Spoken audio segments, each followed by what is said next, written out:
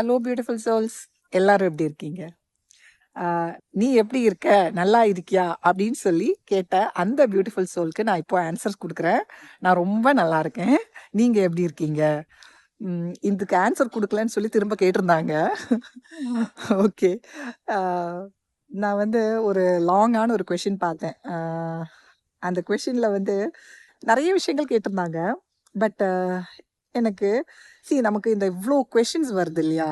இந்த ஜேர்னில வர்ற ஒவ்வொரு கொஷினும் நம்ம ஈகோலேருந்து வர்றது தான்.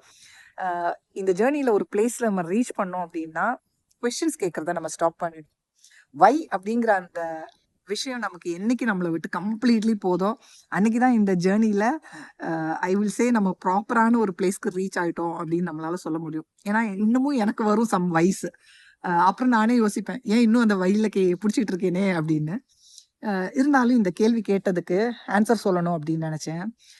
நம்ம எனர்ஜி ட்வின்னுக்கு போகும்போது அவங்க வந்து ஹாப்பியாக இருக்காங்க. ஆனால் அவங்க எனர்ஜி வரும்போது நம்ம வந்து கஷ்டப்படுறோம். ஏன் அப்படின்னு சொல்லி கேட்டாங்க. ஆக்சுவலி அதில் நீங்கள் புரிஞ்சுக்கிட்டதில் ஒரு தப்பு இருக்குது. இங்கே வந்து ஆணும் பொண்ணும் சமம் இல்லையா அப்படிங்கிற மாதிரி கேட்டாங்க. இங்க ஒரு ஆண் பெண் அப்படிங்கிற அந்த ஒரு வித்தியாசமே இங்க கிடையாது. இங்க feminine energy and masculine energy. So அந்த எனர்ஜியை பத்தி கரெக்டா புரிஞ்சுக்கோங்க. ஃபெமினைன் எனர்ஜி டிஸ்டார்டடா இருக்கும்போது என்ன பண்ணுது? சேசிங் பண்ணுது. சேசிங்னா என்ன? எனக்கு வந்து அங்க கொண்டு போய் அன்பை கொடுக்கணுங்கிற எனர்ஜியை நீங்க கொடுக்குறீங்க. ஸோ நீங்க உங்க அன்பை தானே கொடுக்குறீங்க. உங்க அன்பை கொடுக்குற எனர்ஜி அவங்களுக்கு ஹாப்பினஸை கொடுக்கும். அவங்க டிஸ்டார்டட் மாஸ்குலைன், எனக்கு அந்த அன்பு வேணும் அப்படிங்கிற புல்லிங் எனர்ஜியை கொடுக்குறாங்க.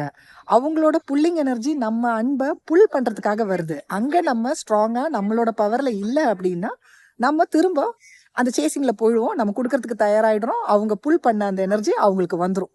இது புரிஞ்சிருக்கும்னு நினைக்கிறேன். அண்ட் அதுல இன்னொரு கேள்வி கேட்டிருந்தாங்க.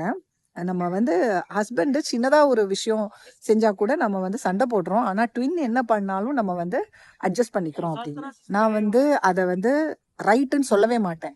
ஏன் நீங்க ட்வின் வந்து என்ன பண்ணாலும் அட்ஜஸ்ட் பண்ணிக்கிறீங்க? எதனால?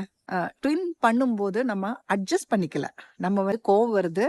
ஆனா திரும்பி நம்ம பிளேஸ்ல போய் நிம்மதியா அந்த பர்சனை மறந்துட்டு இல்ல விட்டுட்டு நம்ம பாட்டுக்கு நம்ம உலகத்துக்கு போயிடலாம் அப்படின்னு தோணும் போது நிம்மதி கிடைக்க மாட்டேங்குது. ஒரு புல் வருது. அப்போ வந்து நம்ம என்ன நினைக்கிறோம்?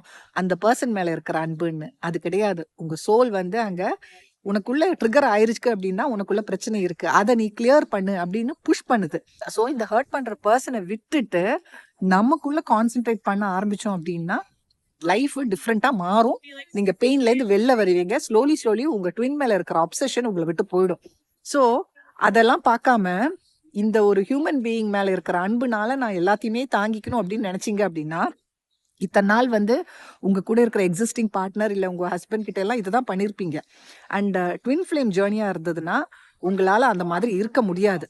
நீங்க ஒரு ஹஸ்பண்ட் கூட வாழறீங்க, அதுக்கப்புறம் உங்களுக்கு ட்வின்னும் இருக்காங்க, ஹஸ்பண்ட் கிட்ட சண்டை போடுறீங்க, ஆனா ட்வின்னை வந்து அட்ஜஸ்ட் பண்ணிக்கிறீங்க அப்படின்னா அதை வந்து நான் வந்து ஒரு கரெக்டான விஷயமாவே நான் வந்து ஒத்துக்க மாட்டேன்.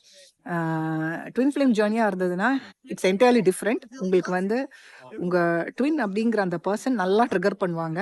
அவங்களோட லைஃப்பில் இருக்கிற எல்லா ஆஸ்பெக்ட்லேயுமே தப்பான விஷயங்கள் உங்களை விட்டு போகும். அது உங்கள் பார்ட்னராக இருந்தாலும் சரி, உங்களோட பேரண்ட்ஸாக இருந்தாலும் சரி, இன்லாஸாக இருந்தாலும் சரி, குழந்தைங்களா இருந்தாலும் சரி, எதெல்லாம் தப்பான எனர்ஜியோ அதெல்லாம் உங்களை விட்டு போகும். எதெல்லாம் ரைட்டான எனர்ஜியோ அது ஸ்டே ஆகும். அது தப்பா இருந்ததுன்னா அது இவால்வ் ஆகி வரணும் அப்படின்னு இருந்ததுன்னா இவால்வ் ஆகி நல்லதா வந்து உங்க கூட ஸ்டே ஆகும். நமக்கு இன்னொருத்தங்க மேல வர்ற அன்பு எல்லாமே வந்து இந்த பிசிக்கல் வேர்ல்டுல அவங்க கூட இருக்கணுங்கிறதுக்காக இல்ல அவங்க கூட வாழணும் அப்படிங்கிறதுக்காக அப்படிங்கிறத நினைக்காம என்னோட இந்த வீடியோ பாக்குறீங்க அப்படின்னா I believe you are in a spiritual journey. So spiritual journey அப்படின்னா உங்களுக்குள்ள இருக்கிற அந்த ஸ்பிரிட்டோட வாய்ஸை கேட்கறது தான். அந்த வாய்ஸை நீங்க கேட்கணும் அப்படின்னா குவைட்டா இருக்க கத்துக்கணும். கேள்வி மேல கேள்வி கேட்டுக்கிட்டே இருந்தீங்க அப்படின்னா குவைட்னஸ் வராது.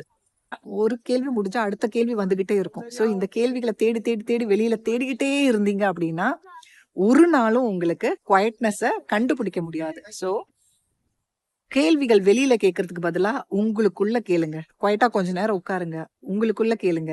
ஏன் எனக்கு இப்ப இந்த பிரச்சனை வந்தது? எதனால வலிக்குது? எதனால நான் அட்ஜஸ்ட் பண்றேன்? நான் எதுக்கு என் ட்வின்னா இருந்தாலும் சரி, எதுக்கு நான் வந்து வந்து விட்டு கொடுத்து அவங்க கிட்ட அந்த மாதிரி இருக்கணும்.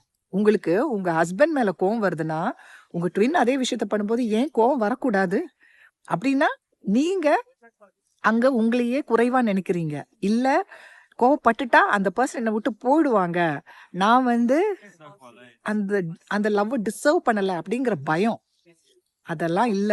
நீங்க எத டிசர்வ் பண்றீங்களோ, எது ரைட்டோ அது உங்கள விட்டு ஒரு நாளும் போகாது. ஸோ அந்த பயத்துல நீங்க இருந்தீங்க அப்படின்னா, அது உங்கள விட்டு போயிட்டே இருக்கும். அது உங்களுக்கு கிடைக்காது. பெயின்லயே இருப்பீங்க.